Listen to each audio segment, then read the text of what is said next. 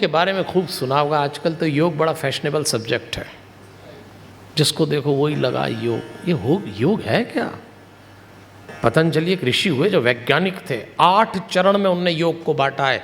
यम, नियम, आसन, प्राणायाम, प्रत्याहार, धारणा, ध्यान और समाधि, 8 चरण हैं। उसमें 7वें चरण पे आता है ध्यान। उसके पहले यम आता है, नियम आता है, 7वें चरण में ध्यान आता है। तो लोग डायरेक्ट ही ध्यान लगाने लगते हैं। आजकल तो ध्यान का तो बहुत कितने कैंप लगते हैं, कोई कोई ध्यान का कोर्स भी करके आ जाता है। आपने भी कभी ध्यान किया ही होगा ना, आज करेंगे अपन।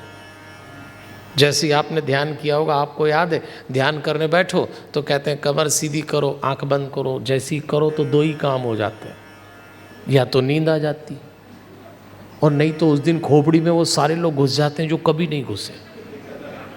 थोड़ी देर बाद आंख बंद करो, उपद्रव शुरू, आंख खोल के ही करो, फिर ऐसा लगता है।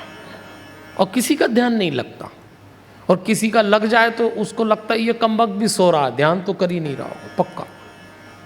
क्यों ध्यान नहीं लगता? इसकी फिलॉसफी को समझना पड़ेगा सज्जनों। आइए चलो ध्यान को ही समझ लें, ज़्यादा योग में न जाएं।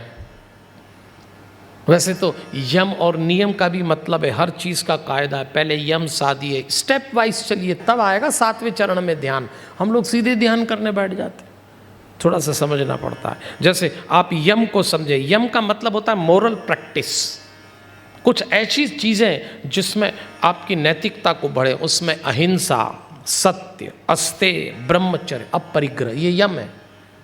ये भी 5 हैं। 5 नियम होते हैं, शौच, संतोष, तप, स्वाध्याय, ईश्वर प्रणिधान, ये नियम है। तो ऐसे यम, नियम, आसन, आसन तो आप लोगों ने किए ही होंगे।